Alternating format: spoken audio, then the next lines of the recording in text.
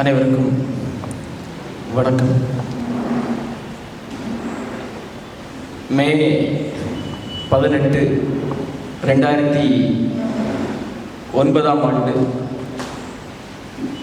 தமிழரின வரலாற்றில் மறக்க முடியாத, அழிக்க முடியாத ஒரு கரும்புள்ளி பதிவான நாள். ஒவ்வொரு ஆண்டும் நாம் அதை நினைவு கூர்ந்து வருகிறோம். 2009 மே 18 நான் 10ஆம் வகுப்பு படித்து முடித்து தேர்வு எழுதி இருந்த காலகட்டம்.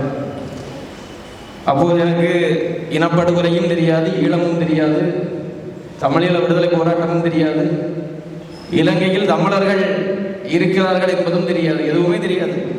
அப்படி எதுவுமே தெரியாது. ஐபிஎல் பார்த்து கொண்டிருந்த ஒரு மாணவன். ஐபிஎல்லை தாண்டி, சினிமாவை தாண்டி வேறு எதுவுமே தெரியாது. அப்படிதான் நான் மட்டுமல்ல, என் வயதை ஒத்த பல மாணவர்கள், இளைஞர்கள் அன்றைக்கு அப்படித்தான் இருந்தோம். அன்றைக்கு மட்டுமா என்று கேட்டால் இன்றைக்கும் ஒரு பெரும் கூட்டம் அப்படித்தான் இருக்கிறது.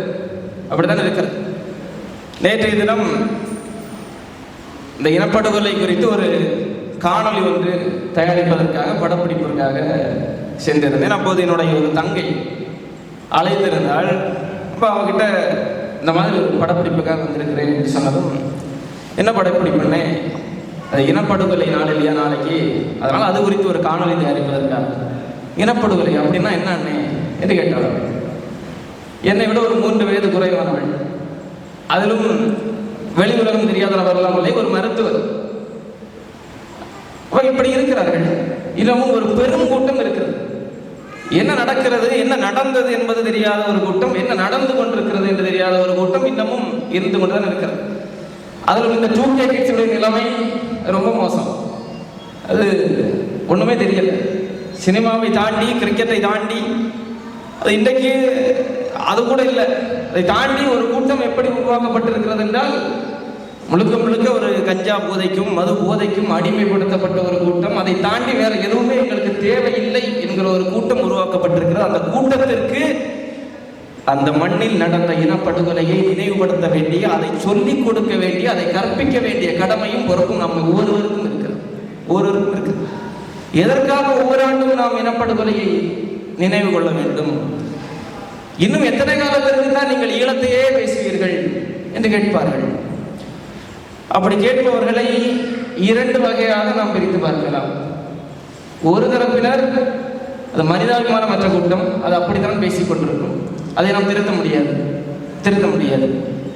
ஏனென்றால் இனப்படுகொலை குறித்து நாம் பேசக்கூடிய ஒவ்வொரு வார்த்தையும், ஒவ்வொரு நாளும் அவர்கள் நமக்கு செய்த துரோக வரலாற்றை நாம் அம்பலப்படுத்தி கொண்டிருக்கிறோம். எனவே அவர்கள் அம்பலப்பட்டு போவார்கள் என்கிற காரணத்திற்காக நீங்கள் ஏன் அதையே பேசிக் கொண்டிருக்கிறீர்கள் என்று பேசுவார்கள். 2004ஆம் ஆண்டு வெளியானது கில்லி திரைப்படம். 2004 தமிழ்நாடு முழுக்க அல்ல, உலகம் முழுக்க தமிழர்கள் எங்கெல்லாம் பரவாயில்கிறார்களோ அங்கெல்லாம் பரவலாக எல்லா திரையரங்குகளிலும் வெளியிடப்பட்ட கில்லி திரைப்படம் 2004, 20 ஆண்டுகளுக்கு முன்பு. இனப்படுகொலை நடப்பதற்கு 5 ஆண்டுகளுக்கு முன்பு வெளியானது கில்லி திரைப்படம். அதை தொடர்ந்து கடந்த 20 ஆண்டுகளில் தமிழ்நாட்டில் இருக்கக்கூடிய அத்தனை தொலைக்காட்சிகளிலும், அத்தனை சேனல்களிலும் அந்த திரைப்படத்தை வெளியிட்டார்கள் என்று சொல்லலாம். எல்லோருமே பார்த்திருப்பார்கள். தமிழ்நாட்டில் இருக்கக்கூடிய யாருமே இந்த கில்லி திரைப்படத்தை பார்க்காத நபர் யாருமே இல்லை என்று சொல்ல முடியாது. அந்த அளவுக்கு எல்லோராலும் பார்க்கப்பட்ட ஒரு திரைப்படத்தை சமீபத்தில் மறு வெளியீடு செய்திருக்கிறார்கள், ரீரிலீஸ் செய்திருக்கிறார்கள். ஆனால் ஒருவர் கூட கேட்கவில்லை, 20 ஆண்டுகளுக்கு முன்பே எல்லோராலும் பார்க்கப்பட்ட ஒரு திரைப்படத்தை எதற்காக மறுபடியும் நீங்கள் திரையிடுகிறீர்கள் என்று யாருமே கேட்கல. அதெல்லாம் கேட்க மாட்டார்கள். ஆனால் 15 ஆண்டுகள் மட்டும்தான் ஆகிறது இந்த இனப்படுகொலை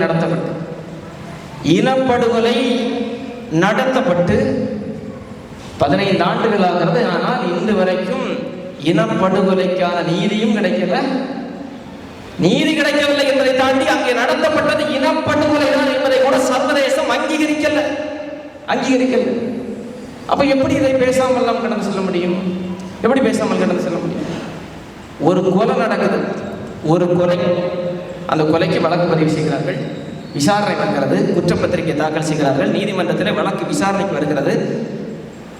அந்த வழக்கினுடைய விசாரணை முடிவடைந்து குற்றவாளிக்கு தண்டனை கொடுக்கிற வரைக்கும் அந்த கொலையை பற்றி பேசுவார்கள். தண்டனை கிடைத்ததற்கு பிறகு பேசுவார்கள். தண்டனை கிடைத்ததற்கு பிறகு அவன் தூக்கு தண்டனை கொடுத்து அவனை புதைத்ததற்கு பிறகும் பேசுவார்கள். மறுபடியும் கொலை செய்து விட்டார்கள் பேசுவார்கள். பல கொலைகளை பேசுவார்கள். ஆனால் இங்கே ஒண்ணுமே நடக்கல. குற்றவாளிகள், லட்சக்கணக்கான மக்களை கொண்டு புதைத்த குற்றவாளிகள் இன்றைக்கு இந்த மண்ணில் சுதந்திரமாக நடமாடிக் கொண்டிருக்கிறார்கள், சுதந்திரமாக வாழ்கிறார்கள், உல்லாச வாழ்க்கை வாழ்கிறார்கள். ஆனாலும் நீங்கள் ஏன் ஈழத்தையே பேசுகிறீர்கள் என்று கேட்பார்கள். அப்படி கேட்பவர்களுக்கு நாம் பதில் சொல்ல வேண்டியதில்லை. ஆனால் இன்னொரு பெரும் கூட்டம் இருக்கிறது, அவர்களுக்கு உண்மையிலேயே தெரியவில்லை, ஈழ வரலாறு தெரியல, அங்கே நடந்த இனப்படுகொலை தெரியவில்லை. உண்மையிலேயே என்ன நினைச்சிட்டு இருக்கிறாங்கன்னா, நிறைய பேர் இன்னமும் நினைத்துக் கொண்டிருப்பது என்னவென்றால், இன்னொரு நாட்டில் போய் நாடு கேட்டா எப்படிங்க நமக்கு நாடு கிடைக்கும்? அவன் அடிக்கத்தானே செய்வான், அவன் விரட்டத்தானே செய்வான், பக்கத்து நாட்டில் வேலைக்கு போனா பிழைக்க போன இடத்துல நம்ம நாடு கேட்டா எப்படிங்க என்று கேட்கிறார்கள், நம்பிக்கொண்டிருக்கிறார்கள். நிறைய பேர் நம்புறாங்க, இன்னைக்கு நிறைய பேர் நம்புகிறாங்க, ஒரு பெருங்கூட்டம் நம்பிக்கொண்டிருக்கிறது. அவர்களுக்கு நாம் சொல்ல வேண்டிய செய்தி என்னவென்றால், தமிழ்நாடு மட்டுமல்ல, தமிழீழமும் ஒட்டுமொத்த இலங்கையும் தமிழர்களுக்கு சொந்தமான நிலப்பரப்பு. தமிழர்கள் தான் இலங்கையினுடைய பூர்வகுடி மக்கள். தமிழர்கள் அங்கே பூர்வகுடி மக்களாக நீடித்து நிலைத்து பல நூறு ஆண்டுகள் வாழ்ந்ததற்கு பிறகுதான் சிங்களன் பிழைப்பு தேடி வருகிறான். பிழைப்பு தேடி வந்த சிங்களவன் என்ன செய்கிறான்? அங்கே பெரும்பான்மையாக மாறுகிறான். இன்றைக்கு தமிழ்நாட்டில் நடந்து கொண்டிருக்கக்கூடிய நிலை இருக்கிறது இல்லையா? தமிழ்நாட்டில் இன்றைக்கு நாம் பெரும்பான்மையாக இருக்கலாம், தமிழர்கள் பெரும்பான்மையாக இருக்கலாம். ஆனால் இந்த நிலை இப்படியே நீடித்தது என்றால் இன்னும் ஒரு 5 ஆண்டுகளில் வட இந்தியர்கள் தமிழ்நாட்டில் பெரும்பான்மை மக்களாக மாற்றப்படுவார்கள், தமிழர்கள் நாம் சிறுபான்மையாக மாற்றப்படுவோம். அது நடக்கும். திட்டமிட்டு எப்படி வட இந்தியர்கள் இந்த மண்ணில் குடியேற்றப்படுகிறார்கள் என்பது உங்கள் எல்லோருக்குமே தெரியும். அப்ப அங்கே சிங்களர்கள் தமிழர்களுடைய நிலப்பரப்பில் திட்டமிட்டு குடியமர்த்தப்பட்டார்கள். அன்றைக்கு மட்டுமா, இன்றைக்கு வரைக்கும் அது நடந்து கொண்டிருக்கிறது. இனப்படுகொலை நடந்து முடிந்ததற்கு பிறகும் அங்கே தமிழர் பகுதிகளில் சிங்கள குடியேற்றங்கள் நடந்து கொண்டிருக்கிறது. தமிழர்கள் தங்களுடைய தாய் நிலப்பரப்பிலிருந்து இன்றைக்கும் அப்புறப்படுத்தப்பட்டுக் கொண்டிருக்கிறார்கள். அப்படித்தான் தமிழர்கள் அங்கே சிறுபான்மை மக்களாக மாற்றப்படுகிறார்கள். அதை தொடர்ந்து தமிழர்கள் மீதான அடக்குமுறைகள், ஒடுக்குமுறைகள் இதெல்லாம் நடக்குது. ஏன் ஆயுத போராட்டம்? விடுதலை புலிகள் இல்லைன்னா, பிரபாகரன் இல்லை என்றால் இனப்படுகொலையே நடந்திருக்காது. 2009 இனப்படுகொலையே நடந்திருக்காது என்று நிறைய பேர் பேசுகிறார்கள். உண்மைதான். விடுதலை புலிகளும் தலைவர் பிரபாகரனும் இருந்திருக்கவில்லை என்றால் 2009 இனப்படுகொலை நடந்திருக்காது. 1980களிலே இனப்படுகொலை நடந்து முடிந்திருக்கும். அப்போதே தமிழினம் அழித்தொழிக்கப்பட்டிருக்கும். பயங்கரவாதிகள் ஆயுதம் ஏந்தினார்கள், வன்முறையாளர்கள், தீவிரவாதிகள் என்பார்கள் விடுதலை புலிகளை. திலீபனை பற்றி தெரியாத அரைவேக்காடுகளினுடைய பேச்சுதான் இந்த பேச்சு. விடுதலை புலிகள் பயங்கரவாதிகள், தீவிரவாதிகள், வன்முறையாளர்கள். அவர்கள் தீவிரவாதிகள் என்று சொல்லக்கூடிய எவராக இருந்தாலும் சரிதான், அவர்களிடத்தில் எழுப்பக்கூடிய ஒரே ஒரு கேள்வி, திலீபனை தெரியுமா அவனுக்கு? கேளுங்க, தெரியாது. திலீபனை தெரிந்த எவனும் விடுதலை புலிகளை பயங்கரவாதிகள், தீவிரவாதிகள் என்று பேச மாட்டான். 12 நாள் சொட்டு நீர் கூட குடிக்காமல், அருந்தாமல் எதற்காக போராட்டம் நடத்தினார் திலீபன்? யார் முதலில் திலீபன்? யார்? விடுதலை புலிகள் அமைப்பினுடைய அரசியல் பிரிவினுடைய நிர்வாகி, பொறுப்பாளர். புலிதான் திலீபன். ஒரு பயங்கரவாத அமைப்பு என்று இன்றைக்கு நீங்கள் சொல்கிறீர்கள் புலிகளை. ஒரு பயங்கரவாத அமைப்பில் இருக்கக்கூடிய ஒரு அரசியல் பிரிவினுடைய பொறுப்பாளர் உண்ணாவிரதம் இருப்பாரா? அகிம்சை போராட்டத்தை செய்வாரா? 12 நாள் போராட்டம், சொட்டு தண்ணீர் கூட குடிக்கல. எதை நம்பினார்? யாரை நம்பினார்? அறவழி போராட்டத்தை நம்பினார், அகிம்சையை நம்பினார். ஏன் அகிம்சையை நம்பினார்? ஏனென்றால் நான் வாழ்ந்து கொண்டிருக்கக்கூடிய புத்தனின் தேசமும் பக்கத்து நாடான இந்திய தேசமும் அகிம்சையின் மீது நம்பிக்கை கொண்ட தேசம். புத்தனும் அகிம்சையை தான் போதித்தான், காந்தியும் அகிம்சையை தான் போதித்தார். புத்தனும் காந்தியும் இருக்கக்கூடிய நாட்டில், புத்தனையும் காந்தியையும் கடவுளாக வழிபட்டுக் கொண்டிருக்கக்கூடிய நாட்டில், புத்தனுடைய வழியில் காந்தியினுடைய வழியில் நாங்கள் ஆட்சி நடத்துகிறோம் என்று சொல்லக்கூடிய நாடு, அவர்கள் என்ன வழியில் போராட்டம் நடத்தினார்களோ அந்த வழியிலேயே நான் நடத்தக்கூடிய என்னுடைய போராட்டத்தை ஏற்கும் அங்கீகரிக்கும் எனக்கான தீர்வை தரும் என்றுதான் திலீபன் போராடினார். திலீபன் கடைசியில் என்ன நடந்தது? புத்தனின் தேசமும் காந்தியின் தேசமும் திலீபனை குருதியால் குளிப்பாட்டியது. குருதியால் குளிப்பாட்டினீர்கள் நீங்கள். காந்திக்கும் புத்தனுக்கும் மட்டுமல்ல, உலகத்திற்கே அறவழி போராட்டத்தை, அகிம்சை போராட்டத்தை சொல்லிக் கொடுத்தது எங்கள் அண்ணன் திலீபன், விடுதலை புலி அமைப்பினுடைய அரசியல் பிரிவு பொறுப்பாளர். உலகத்துக்கே அகிம்சையை சொல்லிக் கொடுத்தவர்கள் நாங்கள். எங்களை தீவிரவாதிகள், பயங்கரவாதிகள், வன்முறையாளர்கள்னா அது எப்படி இருப்பது? இதை நாம் சொல்ல வேண்டும். இதை அடுத்த தலைமுறை பிள்ளைகளுக்கு நாம் சொல்ல வேண்டும், சொல்லிக் கொண்டே இருக்க வேண்டும். இனப்படுகொலைக்கான நீதி கிடைத்ததற்கு பிறகும் நாம் இதை சொல்ல வேண்டும். இன்னும் எத்தனை தலைமுறை நடந்தாலும் இந்த வரலாற்று செய்தியை நாம் நம்முடைய பிள்ளைகளுக்கு சொல்லிக் கொடுக்க வேண்டும். இதை நாம் சொல்லணும். இன்னும் நிறைய பேர் விடுதலை புலிகள் அது ஒரு இராணுவம், ஒரு அமைப்பு, இராணுவ வீரர்கள், இராணுவ அமைப்பு. அப்படி இல்லை. விடுதலை புலிகள் வெறும் அமைப்பாக நாம் பார்க்கக்கூடாது, அது ஒரு இராணுவ அமைப்பாக பார்க்கக்கூடாது. வெறும் இராணுவ வீரர்கள் மட்டும்தான் இருந்தார்களா? இராணுவ பிரிவு மட்டும்தான் இருந்ததா? இல்லை. ஒரு அரசுக்கு என்னென்ன பிரிவு இருக்க வேண்டுமோ, என்னென்ன துறைகள் இருக்க வேண்டுமோ அத்தனை துறைகளும் இருந்தது. தமிழீழ அரசு, அது புலிகளினுடைய அரசு, புலிகளினுடைய அமைப்பு என்பது தமிழீழ அரசு. அவர்கள் அரசை நடத்தினார்கள், வெறும் இராணுவத்தை நடத்தவில்லை. அப்படி பார்க்கக்கூடாது, அப்படி சுருக்கி பேசக்கூடாது. புலிகள் அரசு, அவர்கள் எல்லாமே இருந்தது. நீதித்துறை இருந்தது, கல்வி துறை இருந்தது, மருத்துவத்துறை இருந்தது, காவல்துறை இருந்தது, வைப்பகம் இருந்தது, வங்கி இருந்தது.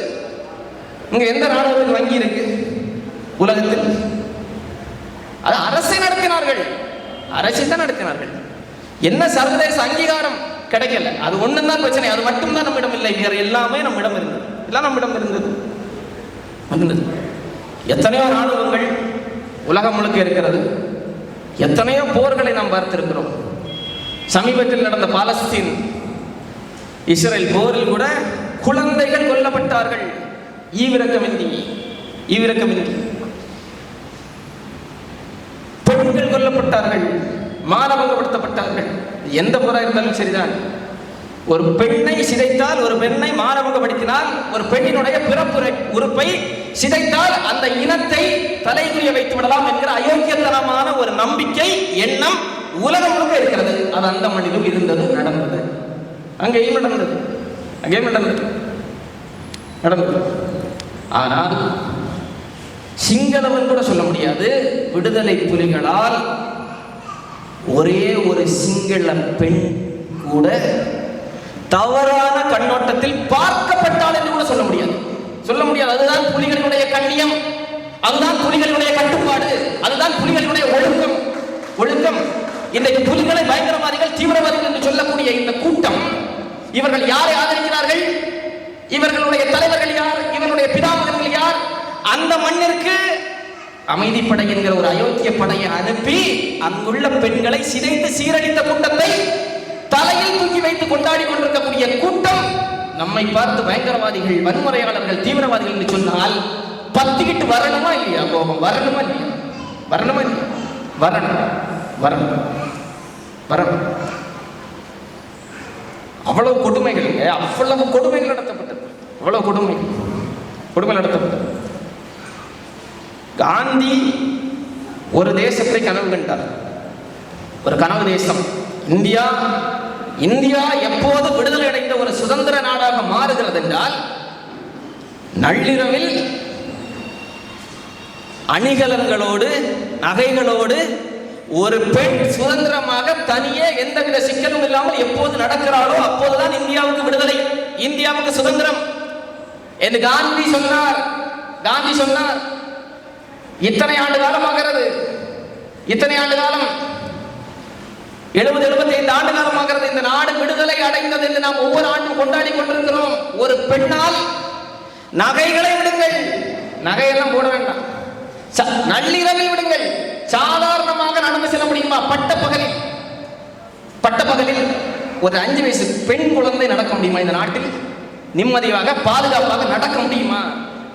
7 வயசு குழந்தையை சிதைக்கிறான், 5 வயசு பெண் குழந்தையை சிதைக்கிறான், சீரழிக்கிறான். புதுச்சேரியில் 10 வயசு பெண் குழந்தை, அந்த குழந்தையை தூக்கி போட்டு சிதைச்சிருக்கிறான், சீரழிச்சிருக்கிறான், கொலை பண்ணிட்டான். இது சாதாரணமா இன்னைக்கு ஏதோ நம்ம இதெல்லாம் இயல்பா நடக்கிறது தானே என்கிற அளவிற்கு இன்னைக்கு பெண் குழந்தைகள் மீது நடக்கக்கூடிய கொடுமைகள் இயல்பா மாறிடுச்சு. இயல்பா தினமும் ஒரு செய்தியை நம்ம பார்க்கலாம், படிக்கலாம், கேட்கலாம். இது சுதந்திர நாடு என்று சொல்கிறார்கள், ஆனாலும் இதை சுதந்திர நாடு என்று சொல்கிறார்கள்.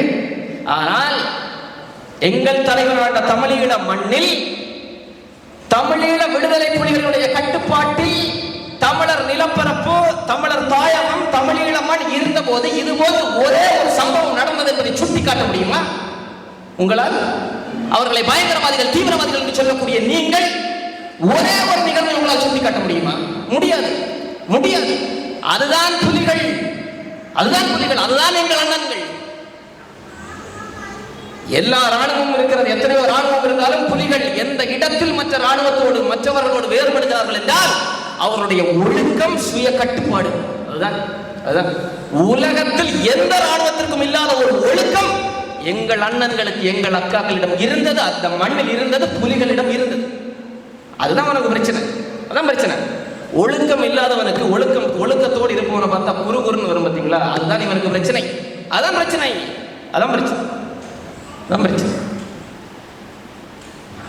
அது ரொம்ப கொடுமை. நம்ம பேச முடியாது. அங்க நடந்த கொடுமைகள் எல்லாம் காட்சிகளில் கூட நம்ம பார்க்கலாம், பேச முடியாது. பேச்சு வராது. அவ்வளவு கொடுமைகள். ஒண்ணுமே பண்ணிருக்க மாட்டான். திடீர்னு வீட்டுக்குள்ள போகுது 10 பேர் 15 பேரை நள்ளிரவோடு கூட்டிட்டு வந்து சுட்டு படுகொலை செய்கிறது. இது நடந்தது 2009 அல்ல, 2009 முடிவடைந்தது. லட்சக்கணக்கான மக்கள் கொல்லப்பட்டார்கள். 2009 முள்ளிவாய்க்கால் மட்டுமல்ல, இனப்படுகொலை அதற்கு 50 ஆண்டுகளுக்கு முன்பே ஆரம்பித்தது.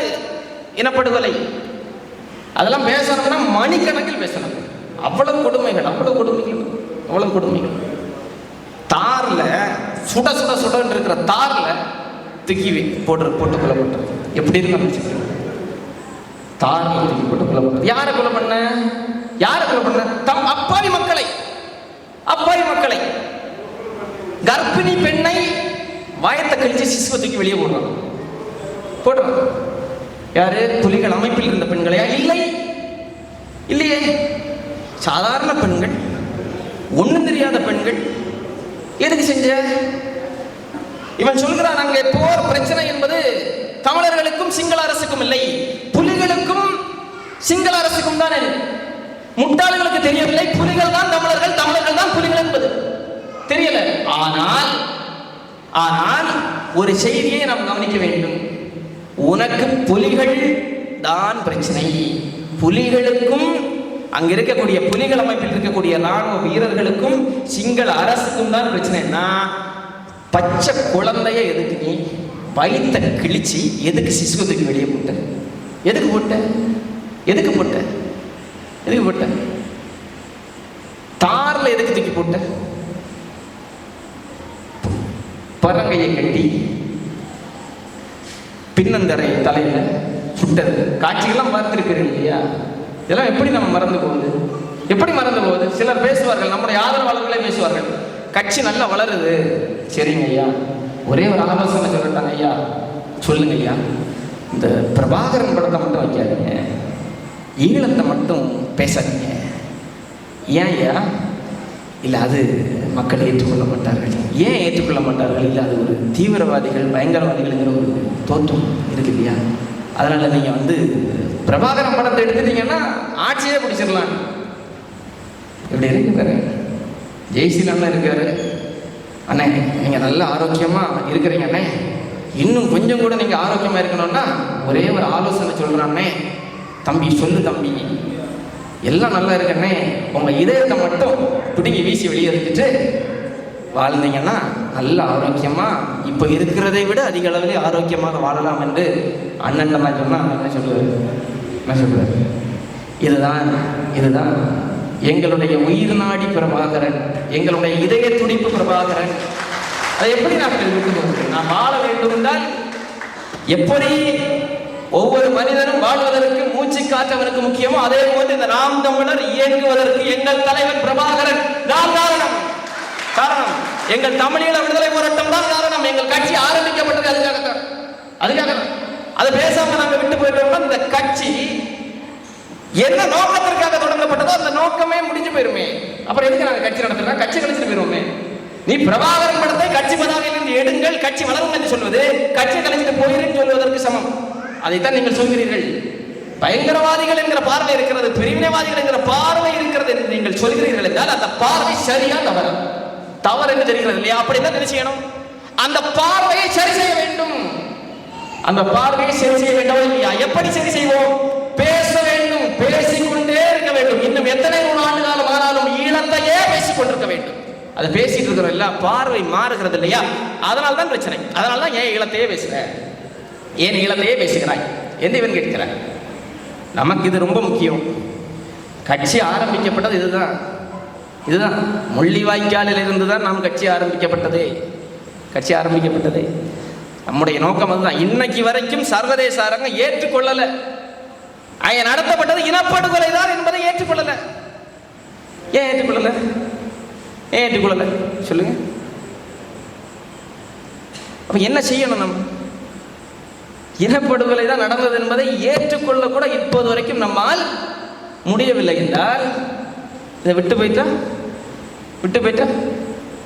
இத்தனை லட்சம் உயிர்கள் ஒருத்தனும் பேச மாட்டான். காஷ்மீரிய மக்களுக்காக குரல் கொடுப்பான், ரோஹிங்கிய மக்களுக்காக குரல் கொடுப்பான்.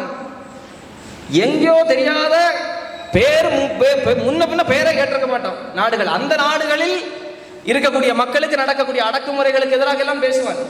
அவன் பேசுவதற்கு முன்பே நாம் தான் முதல் ஆளாக பேசுவோம். அது வேறு. ஆனால் எல்லாருக்கும் பேசுவான், இங்க மட்டும் பேச மாட்டான். அதற்கு ஆகச்சிறந்த உதாரணம் தமிழ்நாட்டு கம்யூனிஸ்டுகள் எல்லா புரட்சிகளையும் பேசுவார்கள்.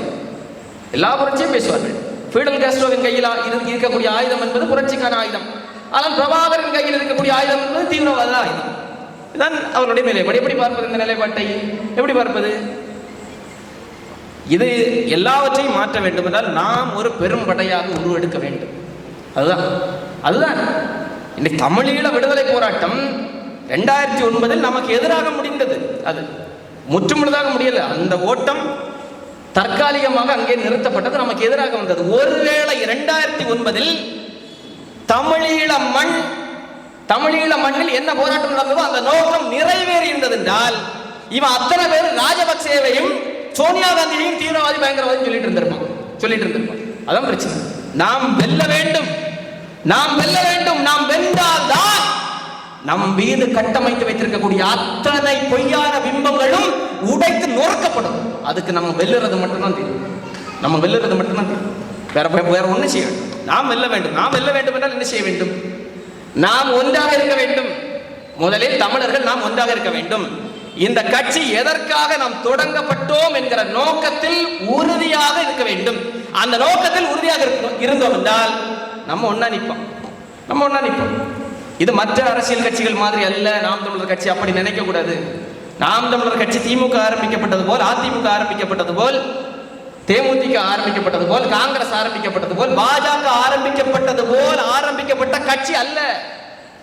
இது பிணக்குவியல்களில் இருந்து ஆரம்பிக்கப்பட்ட கட்சி, மரண மூலத்தில் இருந்து ஆரம்பிக்கப்பட்ட கட்சி, கொண்டு புதைக்கப்பட்ட நம்முடைய முன்னோர்கள், நம்முடைய தொப்புள் கொடி உறவுகளினுடைய மூச்சு காற்றில் ஆரம்பிக்கப்பட்ட கட்சி என்பதை நாம் மனதில் வைத்துக் கொண்டு வேலை செய்யணும்.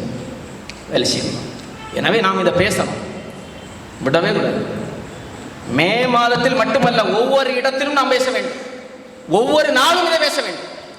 சிந்திச்சு பாருங்க. நம்ம வீட்டில் ஒருத்தர், நம்முடைய தாய் படுகொலை செய்யப்பட்டு விட்டாள். நம்முடைய தந்தை ஒருவனால் படுகொலை செய்யப்பட்டு விட்டார்.